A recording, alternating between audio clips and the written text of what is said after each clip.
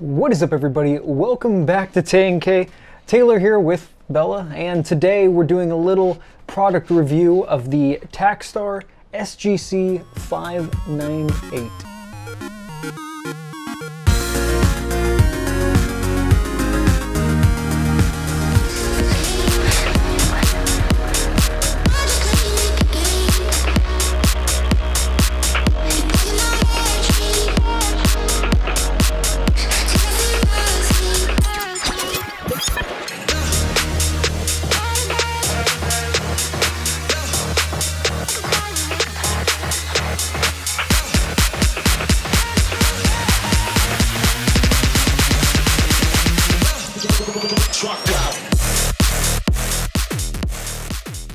Now, if you're anything like me, you were looking for a microphone to use with your camera, of course, that's why else would you be looking at this, but you weren't trying to spend a whole bunch of money. You know, Rode makes some really good microphones, Sennheiser makes some really good microphones. There's a lot of microphones out there that work really well with DSLR or mirrorless cameras, but you probably stumbled upon Amazon and you probably saw this bad boy for, I think it's like $25. I'll have a link for it in the description below.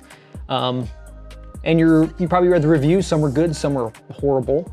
But you're obviously here because you want to see how it actually performs. So this is the microphone. It comes with a little cover, whatever you call them, wind foam, little foam cover. It is a mono microphone, like shotgun microphone is what these are most commonly referred to. It runs off a single AA battery, and battery life, I believe, is somewhere in the 40 hours ballpark, I believe. Need to look at the specifications of it a little bit. And if you saw in the little B-roll footage, it has the frequencies of the sounds, everything like that. I don't know any of that stuff. I just know whether or not it sounds good or doesn't sound good. Now the cable, if you can see that, hopefully that is looking at, this is a TRS, hope I'm getting that right. This is a TRS 3.5 millimeter jack. So it works with DSLR cameras and mirrorless cameras, but it's not necessarily gonna work if you plug it into your phone. The main way you can denote the two is that this has two little black rings on it, whereas your normal, like if you're using a headset for your like Apple earphones or something like that, there's three. So it's one of the easiest ways to break it down. Now, looking at the side of this, you've got three little buttons. You can turn it on, you've got a little indicator. It will go red once it starts dying. Green obviously means it is on. The middle is your 10 plus decibel boost, so you can have it off. If you don't want that decibel boost, but if you want that little extra sound sensitivity, you can bump that up, and then you've got a low pass filter option right here. Now with this, it does, as you can see, it does stick out in front of your camera. Depending on the camera and the lens configuration you're using, I'm using an A7 III with a 24 to, I think it's 75 millimeter lens. This does not show up in my frame at all, but if it does, you just take a Phillips screwdriver right in the center of this hole, unscrew it, and you can take this whole cold shoe mounting system, move it right here or move it in the back, just depending on where you want to focus it. I actually used to mount it all the way in the back to try and get the shotgun mic as far forward as possible. With my new cage, it really is irrelevant at that point. But I used to just try and get it as far as possible. Still, the end of this was not showing up in frame. Now, I will say the foam little pad that comes with is not the greatest, especially when outside. You definitely still pick up a lot of the wind noise and like the ambient air noise and stuff like that that you're going to get. For that, I purchased a little dead cat off of Amazon, little dead cat cover. I'll put a link for that in the description as well. It's designed specifically for this. It just goes right over the existing foam. Don't take it off, and it'll just pry right over.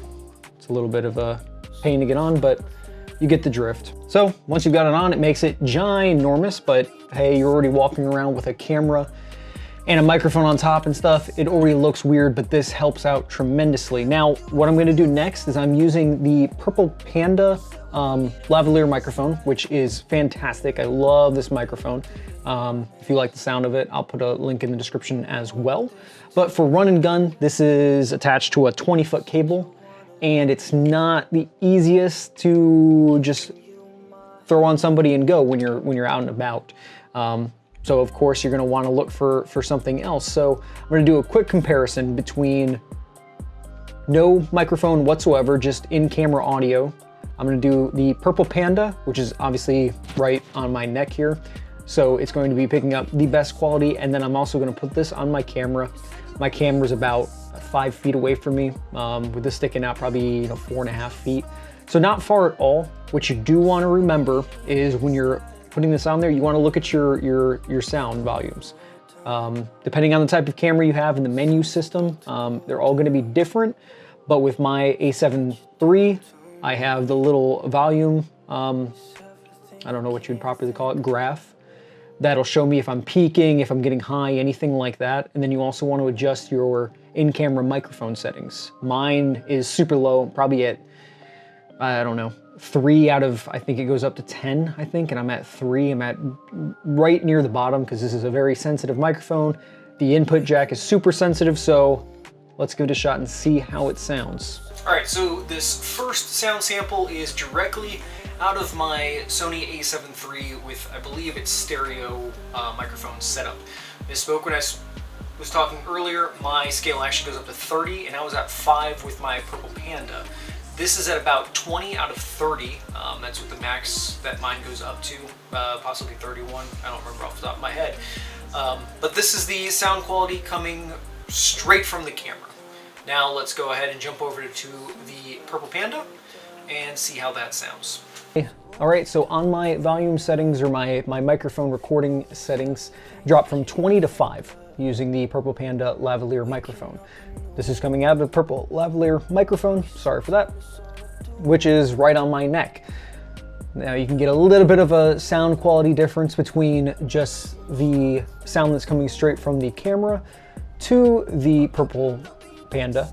But let's jump over to the Takstar SGC 598 and see how that sounds. Then we'll do a back-to-back comparison of the camera audio directly related to the Takstar. All right, now I did adjust my volume up a little bit. I'm going to listen to it after this and see how it sounds, see if we can't get it sounding maybe a little louder. But I increased it to about 13, and that's keeping me from peaking when I'm talking. Checking the P's and the stuff that pop that usually cause your peaking issues. But this is coming out of the Takstar SGC 598.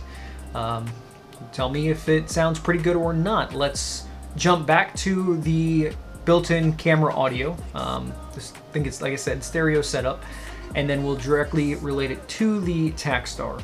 All right, again, in-camera audio, sound quality. The Sony is not too horrible, but again, it's also not the greatest. I know a lot of people with the A6000 series ones usually cut up little pieces of dead cat and put it right on top, and they'll use the built-in audio.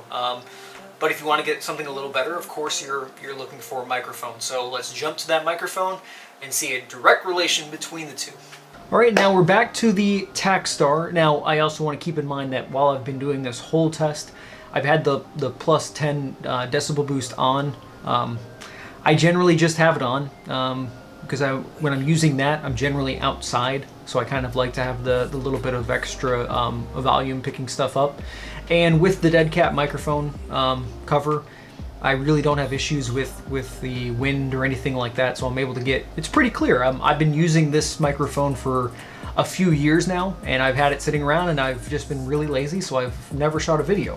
But that's the sound quality of the Takstar, so let me switch back over the lavalier and let's kind of wrap this all up. All right, so that was the quick comparison between the in-camera audio, Purple Panda lavalier microphone, and the Takstar. So if you're looking for a microphone for your DSLR camera or mirrorless camera, the Takstar is an excellent buy for, I think I just saw it online for $21, but I think I paid $25 years ago. Amazon, you get the great shipping, and it comes in quick, and it works. It works really well. As you heard, the sound quality of it is really excellent. Not quite as clear as the lavalier microphone, but that's what you're gonna get when it's a shotgun microphone. And if I could get it closer to me, it would sound a lot better. You know, it does have the stand on the bottom. You can put it on like a boom stand or something like that. But my rig, I just have it sitting on top of my camera, and it's excellent. So guys, I appreciate you all watching. I appreciate you, sticking around. I know haven't put out videos at all recently. We've been moving into our new house and everything like that. And we finally got settled down. So I'm gonna get back into tech reviews. Yeah, it includes everything, computers, camera stuff. Got a new drone coming in, so I'll take a look at that. See if it still holds up in 2020. Whether or not I'd recommend you guys to watch it. And we've also got some vlogs coming up. We've got a cruise at the end of the month, a week-long cruise, so I think I'll get some good quality footage out of that, guys. But if you like the video, like it, let me know what you think about the microphone in the comments below. If people have used it and they've gotten better results out of it, tweaking settings and stuff like that, let me know what you did to make it even better, because I still use it on a regular basis whenever I'm out and about. That's the microphone I use. And of course, if you're not subscribed, please subscribe, guys. It means a lot. We're gonna start having regular weekly video releases. Haven't quite gotten down a day yet that I can, guarantee that they'll be up by, but expect one a week, if not more. And as always, we appreciate it. We'll see you next time.